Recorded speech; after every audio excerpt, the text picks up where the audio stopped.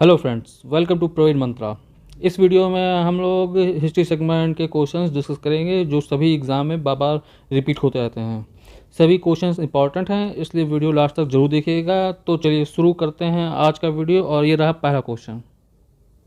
Question है, निम्नलिखित में से किस एक ने सुभाष चंद्र बोस को देश नायक कहा था? ऑप्शन ए है ए महात्मा गांधी, बी राम मनोहर लोहिया, सी रविन्द्रनाथ टैगोर या फिर डी सरदार वल्लभ भाई पटेल। तो जो सही आंसर है वो है बी रविन्द्रनाथ टैगोर ने। रविन्द्रनाथ टैगोर ने जो है ये शांति निकेतन में सुभाष चंद्र बोस को भारतीय राष्ट्रीय कांग्रेस का जब ये 1929 में अध्यक्ष बने थे तो उसके बाद उन्हें जो है रविन्द्रनाथ टैगोर ने देश नायक की जो है ये उपाधि दी थी। और महात्मा गांधी ने जो है उन्हें देशभक्तों का देशभक्त कहा था। Next question. क्वेश्चन है, उज्जैन का प्राचीन काल में नाम क्या था? Option A Takshashila, B Avantika, C Indraprastha या फिर डी उपयुक्त में से कोई नहीं। तो जो सही आंसर है वो है बी अवंतिका। उज्जैन का जो है प्राचीन काल में नाम जो था वो अवंतिका था। ये जो अवंतिका जो है ये महाजनपद की उत्तरी राजधानी थी। और संस्कृत साहित्य में जो है इसका कुछ और अन्य नाम भी मिलता है, जैसे विशाला है, भागवती है, हिरण्यवती है, पद्मावती, जो ये सब नाम भी अवंतिका के अलावा उज्जैन का नाम मिलता है। Next question. क्वेश्चन है, संगीत यंत्र तबला का प्रचलन किसने किया था? ऑप्शन ए आदिल शाह ने, बी अमीर खुसरो ने, सी तानसेन ने या फिर डी बैजू बावरा ने। तो जो सही आंसर है वो है बी अमीर खुसरो ने। संगीत यंत्र जो तबला है उसका प्रचलन 13वीं शताब्दी में अमीर खुसरो ने किया था। अमीर खुसरो जो हैं ये मध्यकालीन भारत में के जो है वो महान कवि थे। ये बलबन के काल में जो है शाही सेवा में आए थे और इन्होंने गयासुद्दीन तुगलक तक जो है 7 सुल्तानों का शासनकाल देखा था। संगीत के क्षेत्र में खुसरो ने जो है आवाज़ खुसरवी नामक ग्रंथ लिखा और अनेक नवीन रागों का आविष्कार किया था। वे हिंदी भाषा में लिखने वाले प्रथम जो पहले कवि थे। अलाउद्दीन ने उन्हें भारत सुख की उपाधि प्रदान की थी। उनका ऐतिहासिक महत्व की रचनाओं में जो है कुरानुस्वादनेवी, नूह सिपीहर, खजाई नूल फतूह और तुगलकनामा जो है प्रमुख हैं। उन्होंने जो है 5 दीवान और 5 खमसों में भी रचना की थी। अगला क्वेश्चन। क्वेश्चन है, निम्नलिखित में से किस एक ने 1916 ईस्वी में लखनऊ में आयोजित भारतीय राष्ट्रीय कांग्रेस के वार्षिक अधिवेशन की अध्यक्षता की थी? ऑप्शन ए इन्यूसेंट, B Lala Lajpat Rai, C Motilal Nehru, D AC Majumdar. तो सही आंसर है वो है डी AC मजुमदार। भारतीय राष्ट्रीय कांग्रेस को जो है 1916 ईस्वी में लखनऊ में आयोजित वार्षिक अधिवेशन की जो अध्यक्षता की थी वो ये AC मजुमदार ने की थी। इस अधिवेशन में जो है मुस्लिम और कांग्रेस लीग जो है और कांग्रेस के गर्म और नरम दल जो हैं एक उनके बीच में एकता स्थापित हो गई थी। और फिर सूरत अधिवेशन में जो है कांग्रेस में जो विभाजन हुआ था वो 1916 तक पुनः बन के मतलब सही हो गया था।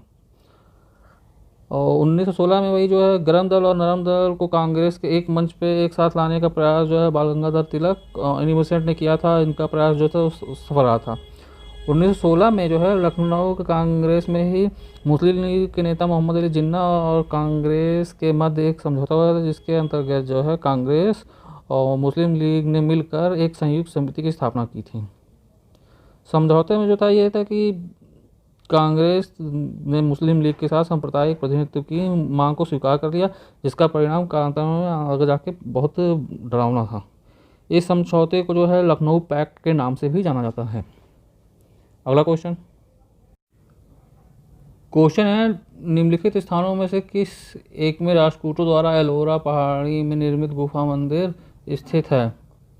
Option A Aurangabad Maharashtra, B Nashik Maharashtra, C Gwalior Madhya Pradesh या फिर डी गोलकुंडा आंध्र प्रदेश। तो जो सही आंसर है वो है ए औरंगाबाद महाराष्ट्र में। राष्ट्रकूटों द्वारा एलोरा पहाड़ी में निर्मित गुफा मंदिर महाराष्ट्र के औरंगाबाद जिले में स्थित है। इन मंदिरों में जो है राष्ट्रकूट शासक कृष्ण प्रथम द्वारा जो है निर्मित कैलाश मंदिर जो है में विशेष प्रसिद्ध है। इसमें यहाँ के देशावतार मंदिर का निर्माण जो है दंती दुर्ग ने कराया था। यह बौद्ध एवं जैन गुफा मंदिर भी है। अगला क्वेश्चन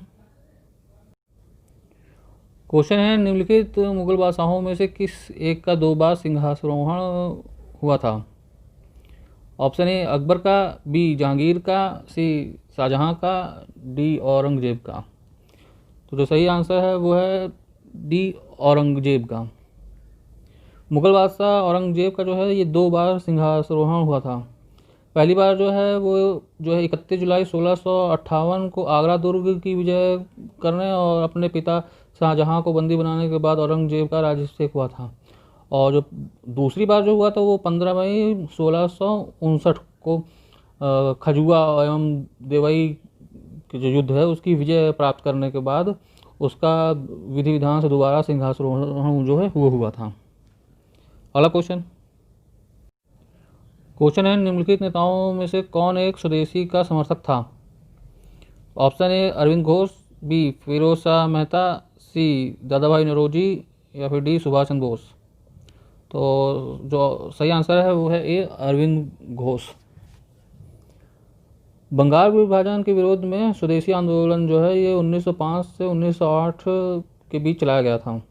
स्वदेशी आंदोलन और बहिष्कार आंदोलन को फैलाने का काम जो है उग्रवादी नेता जो हैं अरविंद घोष, ये बाल गंगाधर तिलक, लाला लाजपत राय, विपिन चंद्र पाल आदि नेताओं ने इसको किया था। उन्होंने बहिष्कार आंदोलन में सिर्फ स्वदेशी कपड़ों का ही नहीं बहिष्कार किया था बल्कि स्कूलों का और अदालतों का, उपाधियों का, सरकारी नौकरियों का भी इसमें बहिष्कार का नारा दिया था। इस आंदोलन की जो सबसे बड़ी बात थी ये था कि इसमें आत्मनिर्भरता को बढ़ावा दिया गया था इसमें। अगला क्वेश्चन है पुराणों की कुल संख्या कितनी है? Option A 12, B 16, C 18, D 20। तो सही आंसर जो है वो सी 18। पुराणों की जो कुल संख्या है वो 18 है। इसका शाब्दिक जो अर्थ है प्राचीन आख्यान। इससे राजाओं की वंशावली के बारे में और तत्कालीन समाज, धर्म, तीर्थ, भूगोल इत्यादि के बारे में हमें जानकारी मिलती है। जो संभवतः जो है कि 5वीं से 4वीं शताब्दी ईसा पूर्व तक जो है पुराणों का जो है अस्तित्व में आ चुके थे।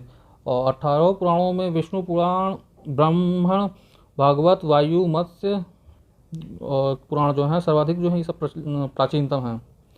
पुराणों में हमें जो है शिशुनाग वंश, नंद वंश, मौर्य वंश, शुंग वंश, सातवाहन और गुप्त वंश के विषय में ज्ञान प्राप्त होता है।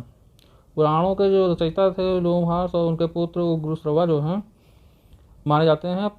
और पुराणों का जो संकलन करने वाले जो हैं उसमें त्रेता, द्वापर और कली का जो है इन 4 युगों का वर्णन किया है। और प्रत्येक युग के बारे में कहा गया है कि आगे आने वाला जो युग है पीछे वाले युग की तुलना में पतनशील होगा। अगला क्वेश्चन है पुराणों के अनुसार चंद्रवंशी शासकों का मूल स्थान कहाँ था? ए काशी, बी अयोध्या, सी प्रतिष्ठानपुर या फिर डी श्रावस्ती। तो जो सही आंसर है वो है सी प्रतिष्ठानपुर। पुराणों के अनुसार जो है चंद्रवंशी शासकों का जो मूल स्थान था प्रतिष्ठानपुर था। और चंद्रवंशी शासकों का जो मूल स्थान जो है वो त्रेता युग में पाया गया है। लेकिन प्रलय के बाद जो है द्वापर युग में चंद्रवंशी संवारण जो है में प्रतिष्ठानपुर, जो कि वर्तमान झूसी जो है इलाहाबाद के पास है, में अपनी राजधानी की स्थापना की थी। पुराणों के अनुसार जो है चंद्रवंश जो है क्षत्रिय वंश के 3 मूलभूत वंशों में से एक था। और अन्य जो 2 थे वो पहला सूर्यवंश था और दूसरा अग्निवंश थे। अगला क्वेश्चन है पत्थर पर प्राचीनतम शिलालेख किस भाषा में थे? Option A Pali, B Sanskrit, C प्राकृतिक या फिर डी ब्राह्मणी। तो सही आंसर जो है वो है सी प्राकृतिक भाषा में। भारत में पाए गए प्राचीनतम ऐतिहासिक शिलालेख जो हैं अशोक हैं, जो मुख्यतः ब्राह्मणी, खरोष्ठी, अरायकी और यूनानी लिपि में हैं। इसे प्राकृतिक भाषा में भी उत्कीर्ण किया गया है। अतः पत्थर पर प्राचीनतम जो शिलालेख हैं वो प्राकृतिक भाषा में पाए गए हैं। नेक्स्ट क्वेश्चन है अशोक द्वारा स्थापित सबसे सुरक्षित स्तंभ कौन सा है?